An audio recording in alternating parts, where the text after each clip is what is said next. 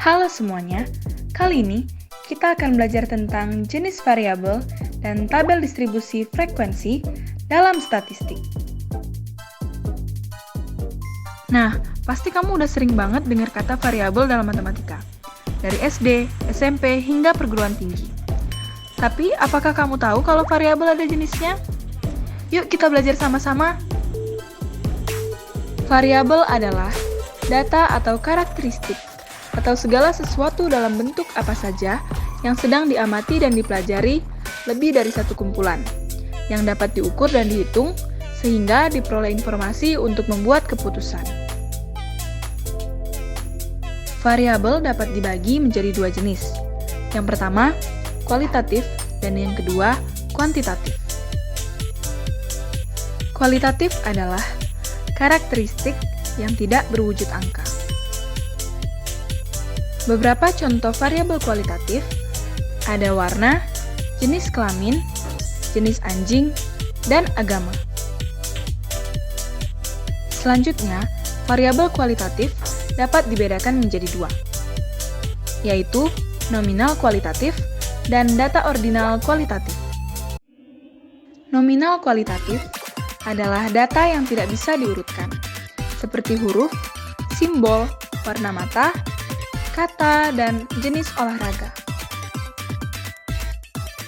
Data ordinal kualitatif.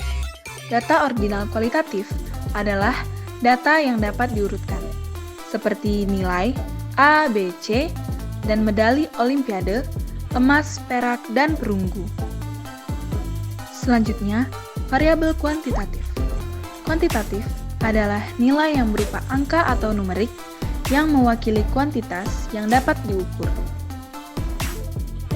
Beberapa contoh variabel kuantitatif adalah jumlah anak dalam keluarga, saldo tabungan, populasi suatu kota, dan lama pemakaian baterai.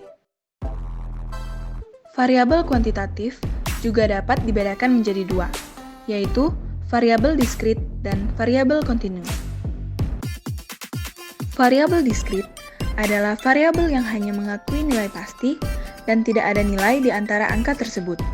Contohnya, jumlah mobil yang keluar selama 1 jam dan jumlah kamar tidur dalam satu rumah. Variabel diskrit didapat dari penghitungan.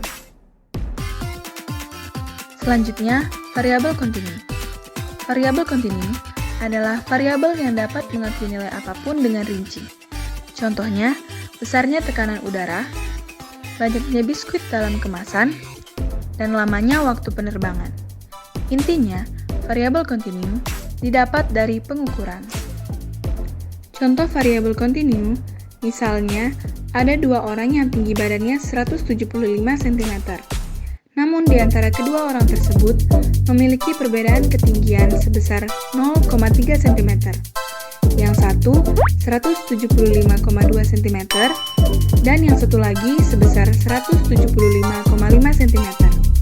Kemudian, perbedaan itu dapat diperinci lagi sampai ke titik desimal. Nah, itu adalah jenis-jenis variabel. Selanjutnya, kita akan belajar tentang tabel distribusi frekuensi. Tabel distribusi frekuensi adalah alat penyajian data statistika yang berbentuk kolom dan baris yang di dalamnya terdapat susunan data yang telah dikelompokkan menurut kategori tertentu. Sebelum membuat tabel frekuensi, kita harus mengenal istilah-istilah dalam tabel frekuensi. Yang pertama ada interval kelas. Interval kelas adalah jarak yang memisahkan kelas yang satu dengan kelas yang lain. Yang kedua, ada panjang interval kelas. Panjang interval kelas adalah jarak antara tepi atas kelas dan tepi bawah kelas.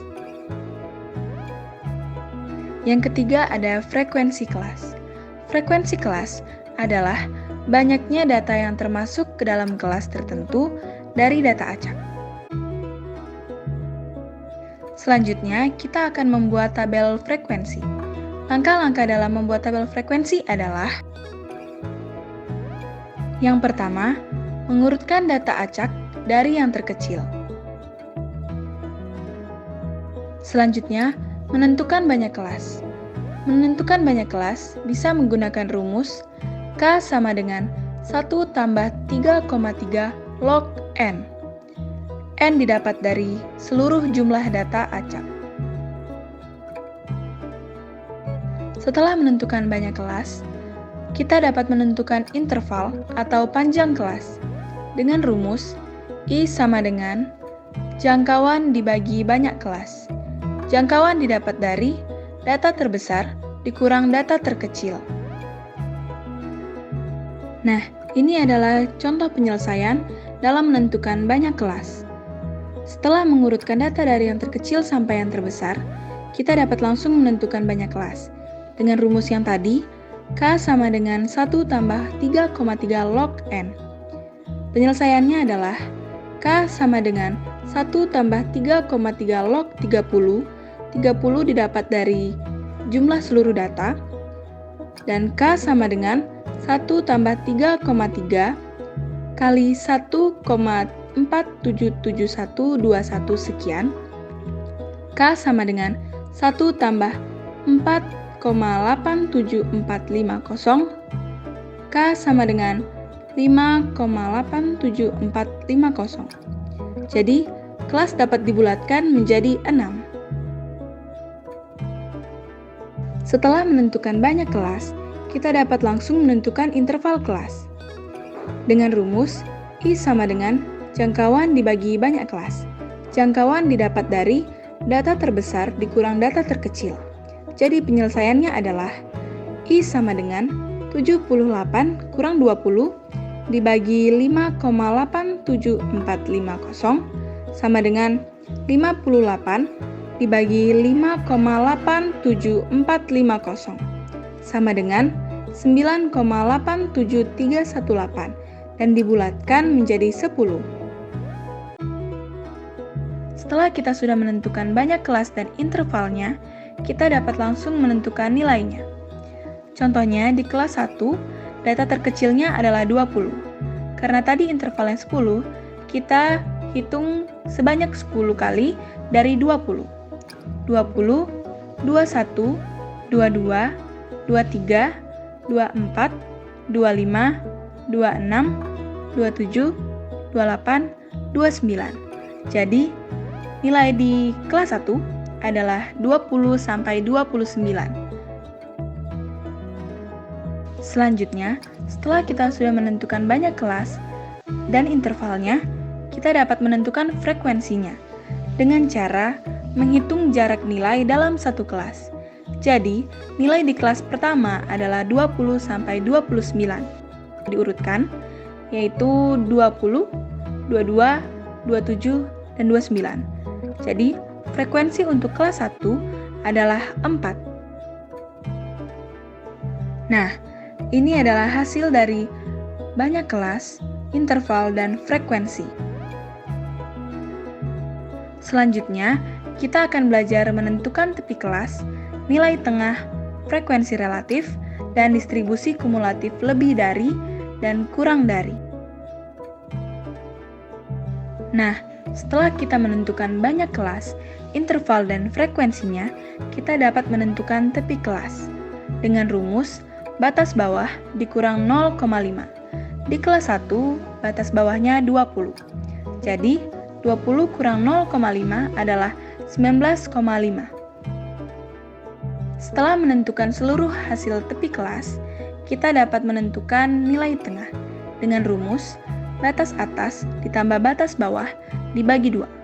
Berarti, batas atasnya 29 ditambah batas bawah 20 dibagi 2. Hasilnya 24,5. Setelah menentukan nilai tengah, kita dapat menentukan frekuensi relatifnya dengan rumus frekuensi dibagi 50 dikali 100. Untuk kelas 1, frekuensinya 4. Jadi 4 dibagi 50 dikali 100. Hasilnya adalah 8. Selanjutnya, setelah menentukan frekuensi relatif, kita akan menentukan frekuensi kumulatif lebih dari. Caranya, yang pertama-tama yang harus diperhatikan adalah nilai tepi kelas 1, yaitu 19,5. Nah, karena seluruh nilai intervalnya lebih dari sama dengan 19,5 atau seluruh data tidak ada yang di bawah 19,5, berarti kumulatif lebih dari di kelas 1 adalah 30. Sekali lagi, karena seluruh datanya berjumlah 30 dan tidak ada yang di bawah 19,5. Lalu, untuk mencari frekuensi kumulatif di kelas 2 adalah kumulatif lebih dari di kelas 1 kurang frekuensi kelas 2. Begitupun seterusnya. Untuk frekuensi kumulatif kurang dari, cara menyelesaikannya juga hampir sama seperti menentukan kumulatif lebih dari. Jadi, untuk kelas 1, kita perhatikan lagi tepi kelas 1, yaitu 19,5.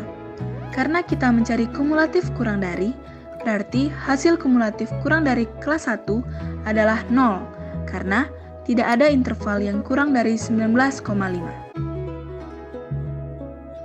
Untuk menentukan frekuensi kumulatif kurang dari, di kelas 2, kita dapat menjumlahkan kumulatif kurang dari kelas 1 dan frekuensi kelas 2. Jadi, 0 ditambah 6 sama dengan 6. Begitupun seterusnya.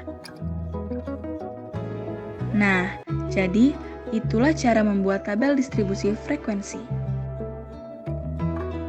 Selanjutnya, data bisa disajikan dengan menggunakan diagram batang dan diagram lingkaran. Diagram batang adalah bentuk grafik yang paling umum untuk menyajikan variabel.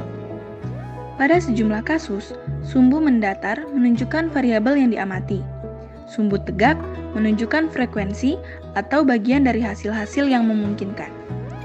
Oleh karena itu, diagram batang secara grafik menggambarkan tabel frekuensi yang menggunakan serangkaian segi 4 berbentuk lebar yang serupa, di mana tinggi dari masing-masing segi 4 merupakan frekuensi kelas.